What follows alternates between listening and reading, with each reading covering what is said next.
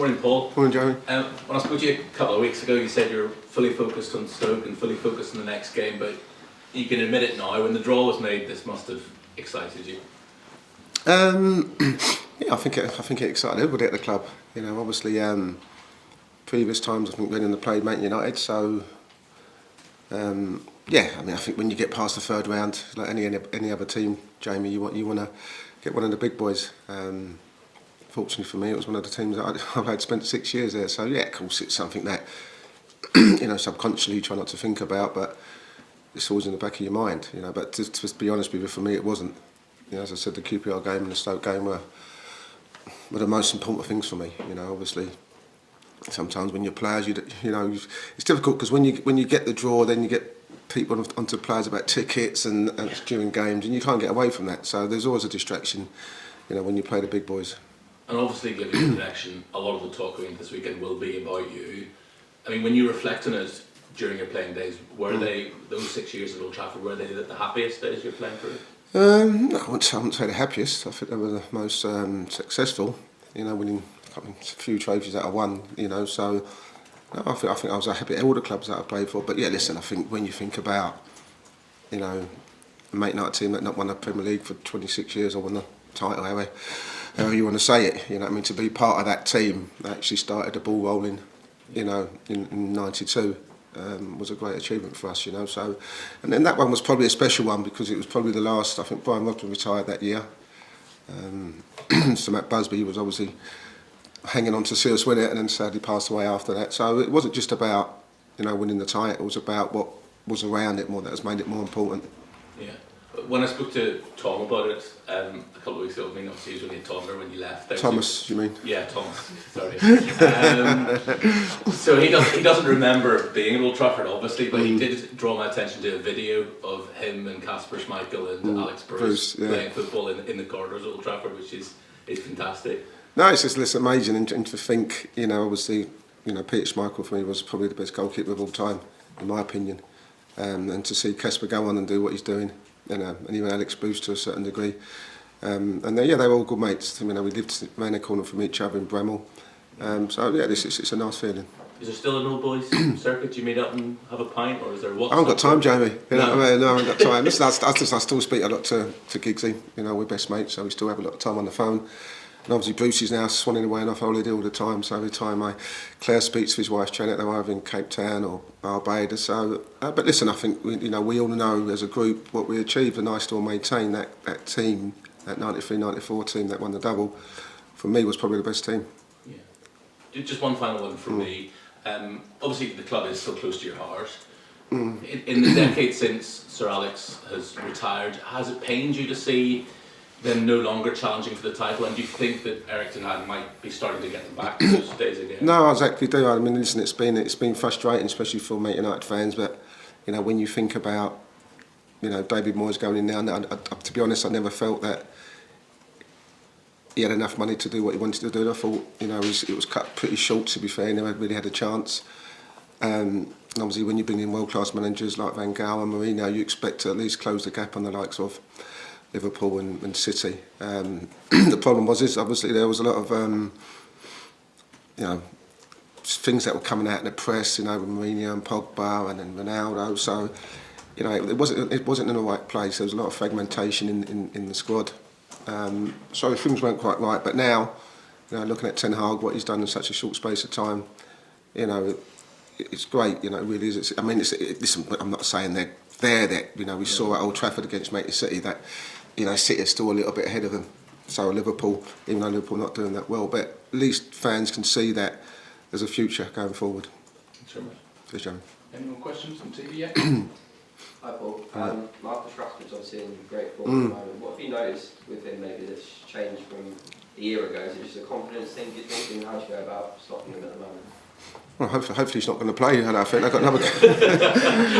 I was a bit disappointed they won 3-0 last night because I was thinking that he might play against us now because that tie looks like it's more or less over. So, but listen, I think Marcus Rashford. I think, you know, like any player, it's all about confidence. It's all about the right manager coming in, noticing how to, you know, to build confidence. It's never easy because we saw the last 2 years that he'd lost a bit of confidence, whether it was because I don't know the reason behind it why people do lose confidence. We all lose confidence at some way or form, you know. So, but to see him doing what he does best is great for Man United. It's great for Man United fans.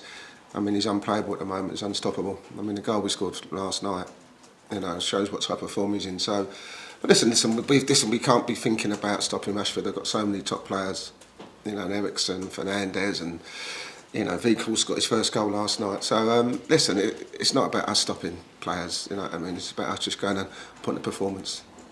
You touched on it there, obviously Erik Ten Hag. I mean, from the outside looking in, what do you think he's kind of brought to the club, and what has he changed maybe that's been lacking in previous seasons? Well, I think, you know, it looks to me that he's raising the standards of the club. I think he's doing it his way, which is so important. And it helps obviously when you're winning games, and helps when you've got a lot of money to spend also. You know, he's brought in the right players. For so many years we've talked about excuse me, Manchester United's recruitment and the type of players they've brought into the club. You know, I feel like he's getting there with the players that he's brought in, and they're all starting to gel. And when you're winning games, and you know, it breeds confidence. So it's good because it's so important when you go back over to Sir Alex and the years that he was at, you know, Man United, and the success that he won. It's so important to have that stability. You know, you can't keep chopping and changing managers anywhere. Excuse me. And Man United have done that too often in the last 4 or 5 years. So hopefully he's here for a long time. People talk about cup runs sometimes being a distraction from the league, but do you think it can have the opposite effect and help your league form in terms of building momentum and things like that? Well, as I said, sometimes it's a strange one because I always felt this was a bit of a distraction. You know, our priority, as these guys know, is to stay in this league, and it's not going to be easy. So, but listen, I think it's something that, you know, can either. I mean, training's been great this week. Everyone's running about. I've never seen him run about before. They're trying to make sure in the first 11, which is obviously not going to be easy to choose. But yeah, listen, any type of full performance will give us confidence going into the Watford game. I think players still dream of winning the FA Cup. Obviously, I know the tournament's changed a bit, hasn't it, since maybe with the money that's on showing the Premier League and stuff. Maybe that's taken priority for a lot of teams.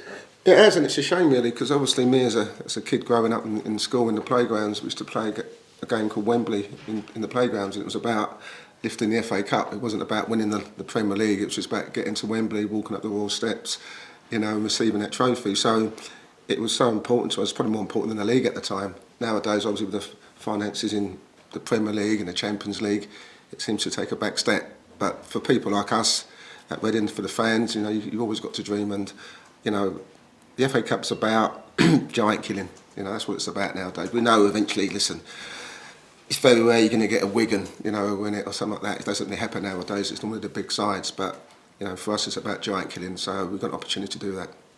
So before the 4th round draw, you said Manchester United away would be your dream draw. So I did. So who do you want in the 5th round? Man City would be nice. Pick them off one by one. Yes. Are you preparing for this in the same way as Stoke last week and Watford next week, or does the homework change because of the profile of the game? No, I think you just got to, you know, prepare for it as much as you can. I think it's always difficult when you against these ties, because the gentleman up there mentioned about Rashford and, you know, Fernandes and all those top players, and you know, you're kind of thinking, are they going to play? You know, they've got another game on Wednesday against Forest, so you're trying to actually guess what team he's going to put out. You know, yesterday you brought on a couple of young kids, Ganacho and Elanga. Will they play? So, but what you've got to prepare for really in anything, forget about Manchester United. You've got to prepare for the atmosphere. You know, there's going to be probably 70,000 fans there. Saturday night, 8 o'clock. You know, and you've got to prepare to deal with the atmosphere of what Old Trafford brings, you know, and that's something that a lot of these players, or probably most of them, haven't experienced, you know, so it's more about that mentally than actually playing the game. Yeah, one of the cliches I hear a lot of is play the game, not the occasion. Is that something you're aware of and trying to get the team ready for mentally? It's tough, as I said, because, you know, unfortunately for me, I've been one of the lucky ones to walk out Old Trafford. I was in the full house and it can be intimidating, and sometimes you can, you know, when you've not done it before, you kind of get stuck in the lights and you think the awe of it, and you walk out and see the size of it, and you know that can affect your performance, you know, as a player. So these are the things that I'll be talking to my players about. You know, what I've experienced, what you're going to experience, how you've got to deal with it, and just be quite relaxed. As I said, there's no pressure on us to go and win the game. Obviously, I want to win the game. I'm not going there for a sightseeing trip, that's for sure. or not, because some people do. It's a lovely day out or a lovely night out, however you want to put it. But for us, you know, we've got a chance of causing an upset. So for you as a player, obviously you've experienced that many times. For you as a manager, not as often on that really big stage. So your emotions are heading to kick off on Saturday night. Is it nerves? Is it pride? Is it excitement? How will you feel? Don't know. Listen, I managed there against Blackburn in the cup game. Got beat 5-3. I think Teva's got 4. So that was a good game.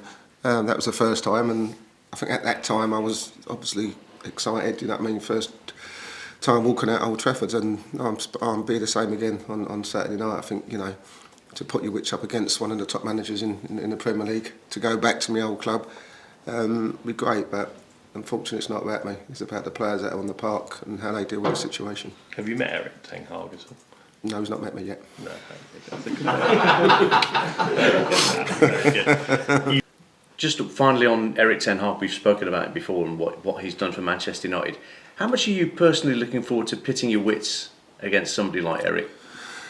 Yeah, listen, it's always a challenge, you know, as I said, against any of the top managers. You know, it's not just about pitting your wits about him, it's just obviously after, you know, having a chat with him in his office and, you know, talking about the game and how he sees it. No, they're important things, because as a manager you want to learn from other managers and, you know, gain experience from people like that. So I'm more looking forward to the conversation after, you know, about how he sets his teams up and any ideas that excuse me, that we can take that could benefit us as a football club. And I think as a manager, you know, you're always looking to learn and always looking to improve. So you know, I'm looking forward to that a bit more.